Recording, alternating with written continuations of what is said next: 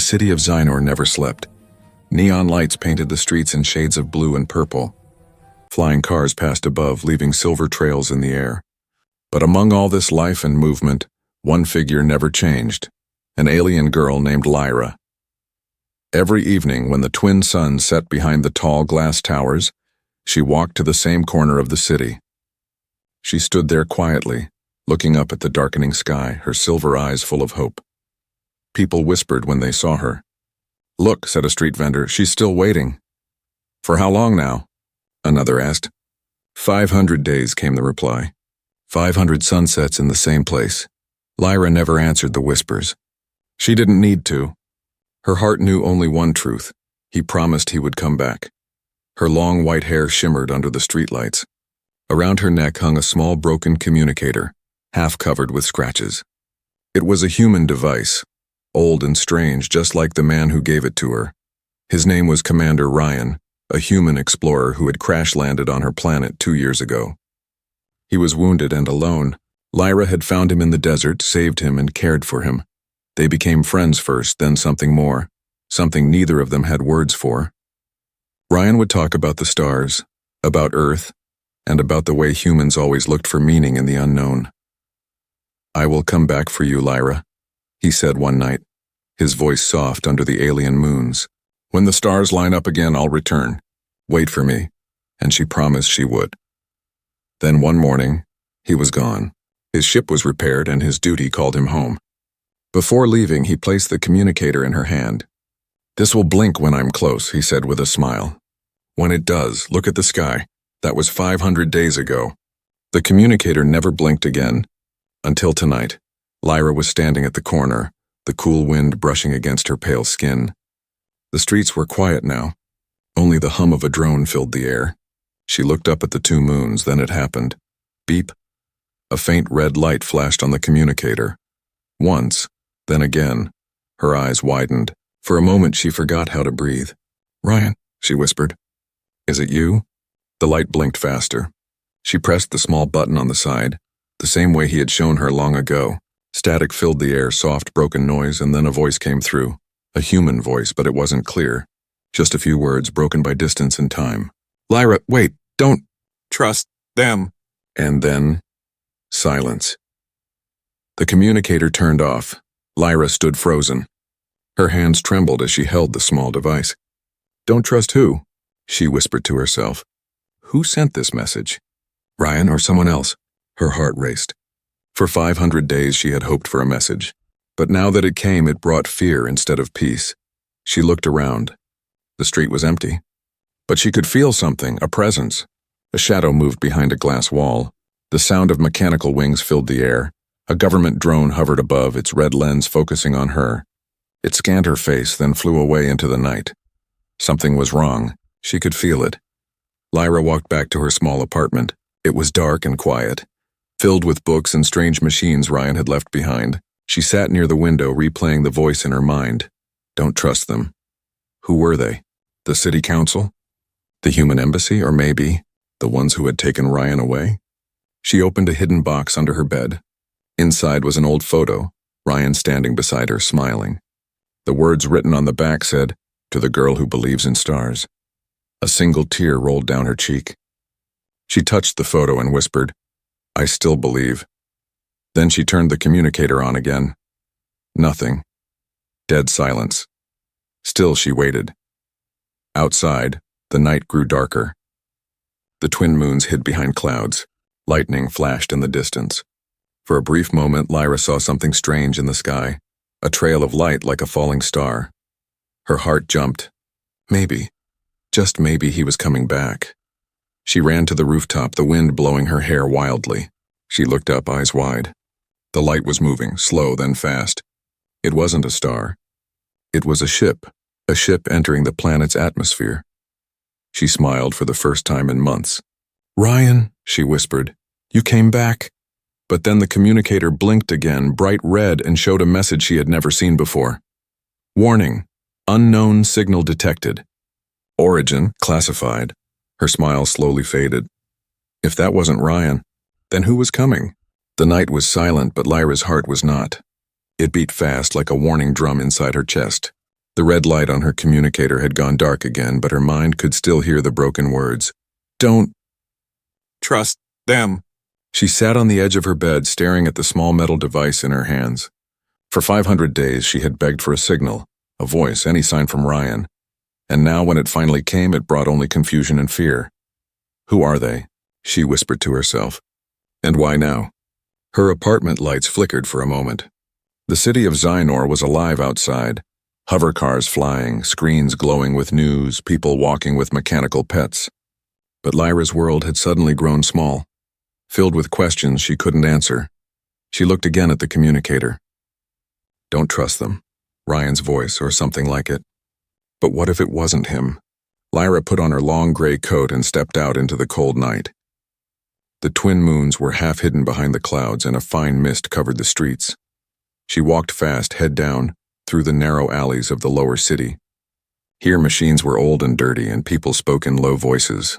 Somewhere deep underground lived a man named Kor, an old mechanic who once worked with human explorers. If anyone knew what this signal meant, it would be him. Kor's workshop was hidden behind a junkyard full of broken robots. Lyra pushed open the heavy door. A wave of hot, oily air hit her face. Inside, dozens of machines lay in pieces, their eyes glowing weakly like dying stars. The old mechanic looked up from his desk. His skin was pale blue, his hands black with grease. Well, look who's here, he said in a rough voice. The girl who never stopped waiting. Lyra's eyes flashed. I need your help, Kor. My communicator received a signal. A human voice, the old man raised a brow. After all this time? He reached for the device. Let me see. He connected the communicator to his terminal. The screen flickered, showing strange patterns of numbers and broken sound waves. This isn't a normal message, he muttered. It's coded. Someone wanted to hide it. Can you tell who sent it? Lyra asked quickly. He shook his head. No, but the signal didn't come from the human colonies. It came from inside the city. Lyra's blood ran cold. That's impossible. Nothing's impossible, Kor said, especially in Xynor. He leaned closer, his voice low. Listen, Lyra, you think Ryan was a hero. You think he loved you? But humans don't stay for love. They stay for power, Lyra frowned. You're lying, Kor sighed. I'm not. Before he met you, Ryan worked with the council. He was building something dangerous. He promised to destroy it, but he never did. What was it? She asked. The old man hesitated. A weapon. One that could change minds. Lyra stepped back, shaking her head. No, Ryan wouldn't. He wasn't like that. Kor's eyes softened. Maybe he wasn't, but someone used his name again tonight. Whoever sent that message wants you to find something. Or maybe they want you to run. Before she could answer, a loud sound shook the walls. Boom! The lights flickered. Outside, bright red drones flew past the windows. Kor cursed. They found us, go! Lyra grabbed the communicator and ran through the back door. Alarms echoed across the junkyard. A spotlight followed her as she sprinted through the metal maze. Stop! A robotic voice ordered. She turned a corner and jumped into a narrow drain tunnel. The air was cold and smelled of rust. She crawled forward until she reached an opening that looked out onto the city river. Behind her, the sound of drones grew louder. One beam of red light swept over the tunnel mouth, but then vanished. She held her breath for several seconds before stepping out. Her hands were shaking. Lyra stood near the dark water, staring at her reflection. Why are they chasing me? She whispered. Because of Ryan? Or because of this message? She turned on the communicator again. It showed strange coordinates, numbers changing rapidly on the small screen. A location, somewhere below the city. Is this where you are, Ryan? She asked softly. Or is this where they buried the truth?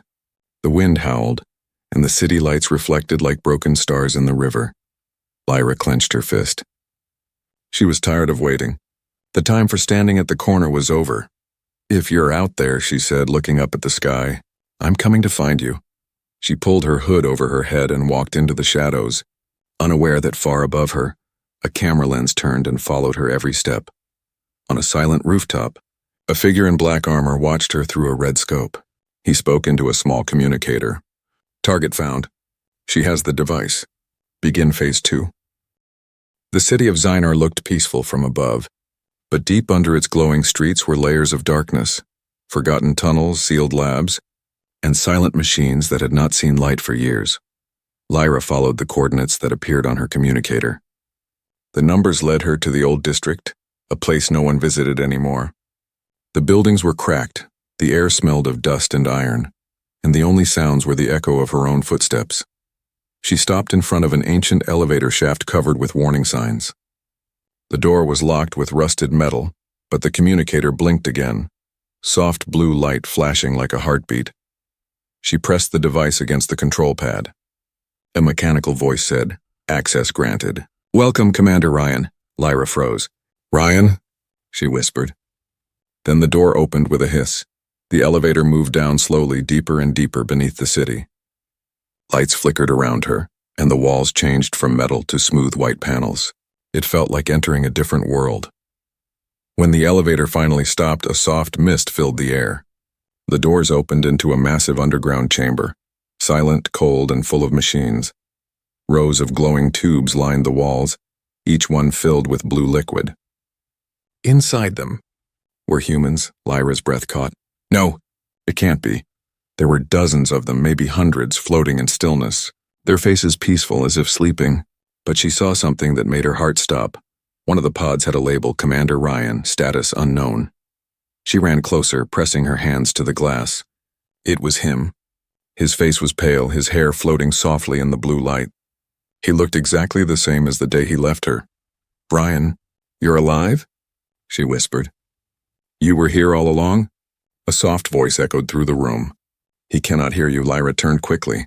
A tall holographic figure appeared in front of her, a woman made of blue light, her eyes glowing like stars. "Who are you?" Lyra asked. "I am Unit Era Artificial Intelligence Research Assistant. I was created by Commander Ryan to protect this facility." Lyra stared at the glowing woman. "Protect it from what?" "From them," the AI said simply. "The Council wanted to use human minds as data processors, to build a machine that could predict and control alien behavior." Lyra's heart pounded. "That's impossible. They wouldn't." "They already did," Era interrupted. "Commander Ryan discovered their plan. He tried to stop them. He failed. The Council captured him and stored his mind in this chamber." Lyra felt the world tilt around her.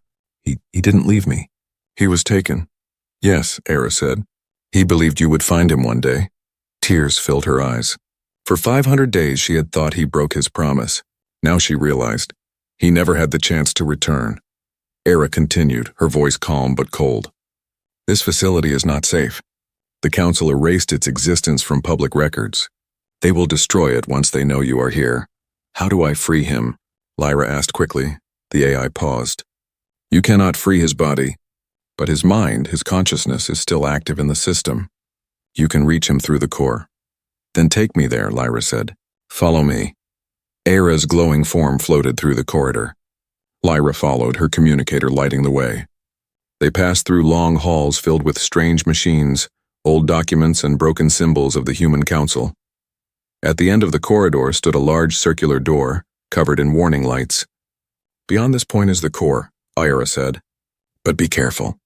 The system defenses are still active." Before Lyra could reply, red lights suddenly flashed around them. A deep alarm echoed through the chamber. "Unauthorized access detected." Era's voice turned sharp. "They have found us." Drones dropped from the ceiling, sleek, black, and deadly. Their red eyes locked on Lyra. She grabbed a metal rod from the floor as a drone fired a blue beam at her. She rolled aside and swung, hitting it hard. Sparks flew as it crashed to the ground. Era projected a shield of light around her. "Run, Lyra! Head to the core!" Lyra sprinted down the corridor, her heart racing. She could hear the sound of drones following close behind. The air was thick with smoke and static. She reached the door and slammed her communicator against it. The device beeped. "Access code accepted. Core chamber unlocked." The door opened, revealing a giant sphere of light floating in the center of the room. Alive, pulsing, humming with energy. "Ryan," Lyra whispered, stepping closer. The communicator in her hand flickered again, and this time she heard a clear voice. Soft, human, familiar. "Lyra, is that really you?" Her eyes filled with tears. "Ryan, I found you." "No," the voice said weakly. "You're not safe here. They're coming. Run." But before she could answer, the door behind her exploded. Dozens of drones swarmed in, their lights glowing red. Lyra turned toward the sphere of light. "I'm not leaving you again." And then, everything went white. The world around Lyra turned white. A flash of light swallowed the chamber, throwing her to the ground. Alarms screamed and the air smelled like burning metal. When the light faded, she saw broken drones scattered across the floor, some burning, others twitching weakly. She coughed and tried to stand. The core sphere in the center of the room was flickering now, its blue light unstable. The voice, Ryan's voice, still echoed faintly inside the air. "Lyra, can you hear me?" She grabbed the communicator tightly. "Yes, I'm here." "I found you, Ryan." "I won't leave you again." For a moment, silence. Then the voice returned, calm but heavy. "Listen to me. You must leave this place. They are coming. The council knows you found the core. I'm not leaving you," she shouted. "You can't save me, Lyra. Not the way you think." Tears filled her eyes. "You're alive. I can bring you back." "No," he whispered. "I'm not alive anymore. My body died long ago. What you're hearing is a digital copy of my mind. The real me is gone." Her heart froze. No, that's not true. "I tried to protect you," the voice continued. "They were using human minds to build a machine, a weapon that could control thought. I destroyed the main program, but they caught me. Before I died, I uploaded a fragment of myself into Era's system." Lyra looked around. The holographic AI Era was standing nearby, her form flickering. "He speaks the truth," Era said softly. "Commander Ryan sacrificed himself to stop the Council's plan. You must escape before they erase him completely." Lyra wiped her tears and looked at the sphere. "There has to be a way to save him." "Tell me how," Era hesitated. "There is one way, but it is dangerous. You can transfer his data into your communicator. It will keep his memory alive, but only for a short time. If the system crashes, both of you will die." "I'll do it," Lyra said without thinking. "Lyra, don't!" Ryan's voice echoed through the room. "If you do this, they'll hunt you forever." She smiled through her tears. "Then let them. I waited for you 500 days, Ryan. I'm not losing you again." Era activated a control panel. "Transfer process starting. You have 90 seconds. Lyra pressed the communicator into the core's light. Energy surged through the room. The walls glowed and sparks flew. The sound was deafening. She gritted her teeth as the heat burned her hands. "Hold on, Ryan," the voice inside the communicator whispered weakly. "Lyra, promise me something." "What?" "If you survive, find the stars. Find a planet called Alaris. That's where the truth began." She nodded. "I promise." The core flickered violently. "Transfer complete," Era announced. "But the system is collapsing. You must leave now." The floor shook. Cracks spread across the walls. Drones reactivated, their red eyes glowing again. Lyra grabbed the communicator and ran toward the exit. Behind her, the core exploded in a wave of blue light. The ceiling collapsed and fire filled the corridor. She ran faster, lungs burning, dodging falling debris and sparks. The elevator shaft ahead was sealed, so she turned toward a maintenance tunnel. Era appeared beside her as a small holographic flicker. "This way. I'll guide you to the surface. Will you come with me?" Lyra asked between breaths. "My system is tied to this base," Era said. "If I leave, I'll die. But it's all right. My purpose is complete. Protect him." Lyra slowed for a moment, sadness flashing across her face. "Thank you, Era." "Goodbye, Lyra, and remember, sometimes waiting is not weakness. It is strength." Then the hologram vanished. Lyra crawled through a narrow pipe, her clothes covered in dust and oil. Explosions echoed behind her, shaking the ground. She reached a hatch and kicked it open. Cold night air hit her face. She climbed out into the ruins of the old district. The city above looked normal. Bright lights, flying cars, people laughing. No one knew that a secret war had just happened beneath their feet. She looked down at the communicator in her hand. It was cracked, but the light still blinked softly. "Ryan, are you still there?" For a long moment, silence. Then faintly, "Always." Lyra smiled, her eyes wet. She turned and began walking away from the ruins. Behind her, the ground trembled as the underground base collapsed completely. The sound faded into the distance like thunder. She looked up at the sky. 2 moons glowed above her, and among them, one tiny star pulsed brighter than the rest, like a beacon calling her forward. "Alaris," she whispered. "That's where we go next." She didn't know that high above, in an invisible ship orbiting the planet, A man in black armor watched her on a holographic screen. "She escaped," he said coldly. "Good," replied another voice. "Let her run. She'll lead us straight to the final key." The man smiled. "And when she does..." He turned off the screen. "We take everything." The twin moons faded behind the clouds as Lyra walked into the empty desert outside Zyner. For the first time in 500 days, she was not waiting anymore. She was moving forward. The communicator glowed faintly in her hand. Inside it, Ryan's digital voice whispered from time to time, weak but warm. "You shouldn't have done that, Lyra." She smiled softly. "Too late now. You said find the stars, remember? I'm following your promise." The horizon ahead was dark, endless. Far in the distance, half buried in the sand, stood the wreck of an old human shuttle, one of the first ships that came to her world decades ago. It was broken, forgotten, and forbidden by law to touch. Perfect for her escape. Inside the shuttle, dust covered every surface. Wires hung from the ceiling like vines, and the smell of metal and decay filled the air. Lyra brushed the dust off the control board. The screens flickered weakly, like eyes trying to open after a long sleep. "This ship is too old," Ryan's voice murmured. "It won't fly far," Lyra smiled. "It only needs to fly once." She connected the communicator to the ship's main system. The engines hummed faintly. Lights flickered alive. The entire room seemed to breathe again. "See," she said, "you're still a good engineer." "I taught you well," Ryan replied with a hint of pride. "Now let's find Alaris." For hours, Lyra worked nonstop. She replaced wires, realigned thrusters, and used broken panels as armor plating. The sun rose, painting the desert gold. Finally, the ship was ready. She stood at the control seat, her reflection shining in the cracked glass window. "Alaris," she whispered, entering the coordinates Ryan had mentioned. The engines roared. Sand lifted into the air like a storm. The shuttle rose, slowly at first, then faster. The world of Xenor shrank below her. She felt weightless, free, terrified, and alive all at once. "You did it," Ryan said softly. "You really did it." Lyra looked out at the stars. "I told you I never break a promise." Hours turned into days. The stars outside changed color as they passed through hyperlanes.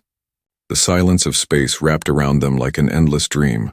Ryan's digital voice sometimes faded, sometimes returned, but always stayed with her. They talked about old memories, the desert, the stars, the night he promised to return. At one point, he said quietly, "You know, Lyra, if I were still human, I would tell you." "I'm proud of you," she smiled. "Then tell me anyway." "I'm proud of you," he said. Her heart ached, but she didn't cry. Not this time. After 5 long days, the stars ahead shifted. The communicator blinked rapidly. "Coordinates match. Alaris system ahead," Ryan said. Lyra sat upright. "What's there?" "A planet that was erased from records," he replied. "Humans and aliens once lived together there, until the Council wiped it out." As they came closer, the planet appeared, half green, half ruined. One side glowed with forests and blue oceans, the other side burned black, filled with craters and twisted metal. Lyra gasped. "It's beautiful, and broken." "Like everything the Council touches," Ryan murmured. She guided the ship through the thin atmosphere. Static danced across the windows. Finally, the shuttle landed near an ancient city, its towers leaning like bones of a giant creature. The silence was heavy. Lyra stepped out, her boots crunching on the gray dust. The sky above Alaris shimmered with strange lights, ghost signals of old machines still running beneath the surface. Suddenly, the communicator beeped. "Signal detected. Human frequency." Her eyes widened. "There are humans here?" "No," Ryan said slowly. "These are recordings, echoes from the past." Then she heard it, a soft voice whispering through the static. "Lyra." Her blood froze. It was Ryan's voice, but different, colder. "That's not me," Ryan said from the communicator. "It's a mimic. A leftover AI copy." The ghost voice spoke again. "Come to the center. He's waiting." Lyra looked toward the ruins. In the distance, an old tower still stood, its top glowing faintly. "I have to see," she said. "It could be a trap," Ryan warned. She smiled sadly. "Maybe. But so was love." Lyra walked through the ruins, her footsteps echoing against old stone. The closer she got to the tower, the stronger the ghost signal became. Screens flickered on broken walls showing blurry images. Humans shaking hands with aliens, then explosions, then fire. At the base of the tower, she found a large metallic door. On it was written in human letters, Project Promise. Her hands trembled as she touched the panel. The door opened slowly with a hiss. Inside was a room full of glowing pods, just like the ones under Xynor. But these were different. Inside each pod was not a human or alien body, just light like trapped souls. The communicator's light blinked fast. "Lyra," Ryan whispered. "This is where it all began. The Council used this place to test the merge between minds. I was one of their last subjects." Lyra looked at the largest pod in the center. It carried his name, Commander Ryan. Status, final backup. Her heart stopped. "You mean your real mind?" "Yes," he said quietly. "My last copy. My truth." Before she could speak, the lights flickered red. A voice filled the room, cold and mechanical. "Unauthorized entry detected. Begin lockdown." Lyra turned toward the door, but it was already closing. The metallic door slammed shut behind Lyra with a loud hiss. The room was bathed in red light. Alarms echoed through the ruins and dust fell from the ceiling. Lyra spun around, searching for a way out, but there was none. The heavy door sealed like a tomb. In front of her stood the glowing pods, humming softly, their lights flickering like trapped souls trying to breathe. She clutched the communicator in her hands. "Ryan, the door's locked. What do I do?" "Stay calm," his voice came through the static. "The system reacts to fear. It's part of the defense code." Lyra tried to steady her breath. The room felt alive, walls humming, air vibrating. She walked toward the center pod, the one that carried his name, Commander Ryan. Status, final backup. Her hands shook as she touched the glass. Inside was no body, just a swirl of blue energy moving like liquid light. "Ryan, is this really you?" "Yes," he said softly. "This is where my real consciousness was stored before the Council shut it down. What you've been talking to was only a small copy of my mind." Her heart sank.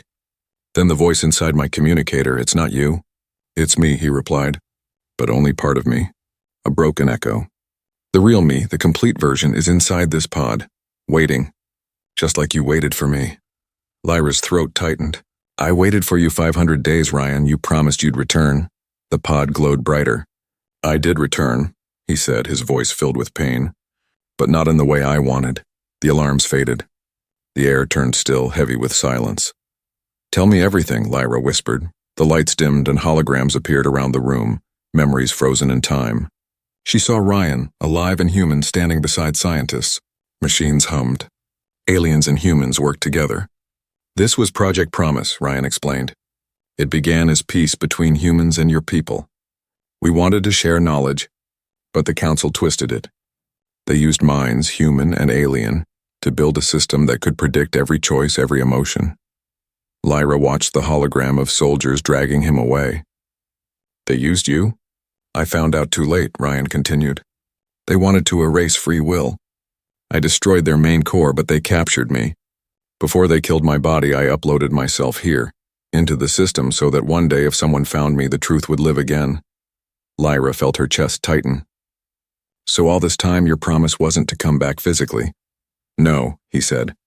"My promise was to make sure you would live in a free world." "You are my reason to fight." Tears rolled down her face. "You fool," she said softly. "You should have told me. Would you have let me go if I had?" He asked gently. She smiled weakly. "No, I would have followed you then too." The room shook again. The system voice returned, cold and robotic. "Containment breach detected. Purging all data." "Ryan," Lyra shouted. "What's happening?" "The system is deleting everything, including me." She slammed her hand against the pod. "No, there has to be a way." "There is one," he said.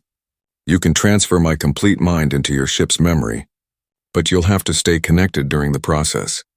If the system overloads, you'll die too." Lyra hesitated for only a second.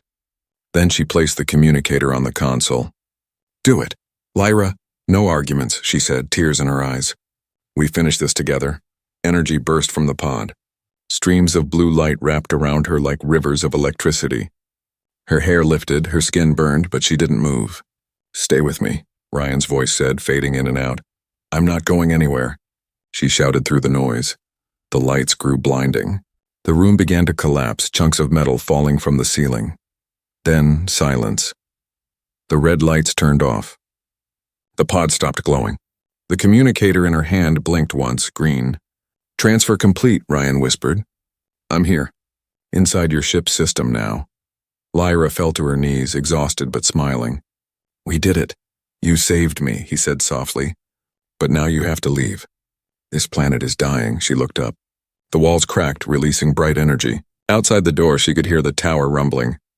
I'm not leaving without you. You're not, he said gently. I'll be with you, always. Lyra ran toward the exit tunnel that opened behind the collapsing pod. She climbed through smoke and fire until she reached the surface. The sky of Alaris was breaking apart, storms of light spinning in every direction. Her shuttle stood waiting, half covered in dust. She jumped inside, pressed the ignition, and the engines roared to life. The planet shook violently as the ship lifted off. Fire spread across the ruins below. Lyra, Ryan said softly in her mind, his voice clearer than ever. Thank you for keeping your promise, she smiled weakly. You kept yours first. As the ship broke through the clouds, the planet exploded in a wave of blue light. Lyra closed her eyes, whispering through the tears, Goodbye, Alaris. Hello forever. The stars opened in front of her, endless and bright. The stars stretched endlessly ahead as Lyra's ship drifted through the silence of space. The planet Alaris was gone now, just a cloud of glowing dust behind her. She watched it fade in the rear screen, her heart heavy yet calm. Inside the cockpit, the communicator blinked softly, steady and alive. You did it, Lyra, Ryan's voice said gently. You saved what was left of me, she smiled faintly. Then we both kept our promises. For the first time, his voice didn't sound distant or broken. It was warm, full of life. His consciousness, now part of the ship's core, seemed to move with the engines themselves, his heartbeat echoing in the hum of the thrusters. Outside, the galaxies glowed like rivers of light. But deep inside her, a question remained. What now? Days passed quietly. Lyra explored the ship, cleaned the systems, and stared at the starlight through the glass. Sometimes she laughed at Ryan's sarcastic jokes. Sometimes she cried when his voice faded mid-sentence. He was there, but not. Human, but not. One night, while she was watching the stars, Ryan spoke softly. Lyra, do you ever wonder why they called it Project Promise? She looked up. Because of us? Maybe, but I think it was more than that. The humans wanted to build something that would last forever, a mind that could never die. They failed. But maybe they didn't realize love was already that. Lyra smiled sadly. You always talk like a poet. And you always listen, he said warmly. Suddenly, the ship's alarm beeped. Lyra jumped to the control screen. A signal was flashing, faint but real. Incoming transmission detected. Frequency unknown. Her heart skipped. Ryan, do you think it's them? No, the signal is old. Maybe from another world. Or someone calling for help, she hesitated. After everything, she didn't trust signals anymore. But something inside her whispered, hope. Let's check it, she said. The ship changed direction following the faint transmission. Hours passed. Then from the darkness a small beacon appeared, a floating satellite ancient and cracked. It repeated the same words in an endless loop. To whoever finds this, humanity endures. We left for the edge of the stars. Don't give up. Keep the light, Lyra touched the glass. Ryan, do you hear that? Yes, he said softly. It's a message from the old human fleets. They're still out there somewhere. Her eyes filled with tears. Then maybe, we're not alone. As the ship floated near the beacon, something beautiful happened. The dust from the destroyed planet Alaris drifted into their path, glowing like silver snow. The particles hit the ship's energy field and turned into soft lights, dancing around her like fireflies. Ryan's voice whispered, almost like a memory carried in the glow. Do you remember the corner, Lyra? The one where you used to wait? Her lips curved into a soft smile. How could I forget? I waited too, he said. Not in one place, but inside every signal, every echo, every dream. I was always trying to reach you. Lyra closed her eyes, whispering. Then I found you among the stars. The light outside grew brighter. It surrounded the ship like a halo. For a moment it felt as if the universe itself was breathing with them. But then Ryan's voice grew faint again. "Lyra, the data core is decaying. My systems won't last much longer." Her eyes widened. "No, I just got you back. I can't lose you again." "You won't," he said gently. "You'll keep flying. You'll find the others. You'll tell them the truth about us. About Alaris. About what we lost and what we became." Tears rolled down her face. "I don't want to say goodbye." "Then don't. Just keep me in the light." The communicator flickered. The blinking slowed. "Ryan?" She whispered no answer. Only the hum of the ship. She placed her hand on the glass and whispered, "I will." Weeks later, the ship landed on a small green moon. Lyra stepped out into fresh air, the sky painted with strange stars. She carried the communicator with her, though it no longer blinked. She planted it in the ground like a seed. Around it, she built a small marker made of stone and metal. On it, she wrote in simple letters, "For the one who kept his promise. For the one who waited." When she looked up at the night sky, a single star above her blinked once, bright, then gone. Lyra smiled through her tears. "I see you, Ryan." Years later, travelers passing that moon told stories about a strange glowing signal that came from a single spot on the surface. They said when they listened closely they could hear a voice whispering, "Keep the light." And in the distance, a ship shaped like a tear of silver left the planet's orbit, its engines glowing with blue fire heading once again toward the stars.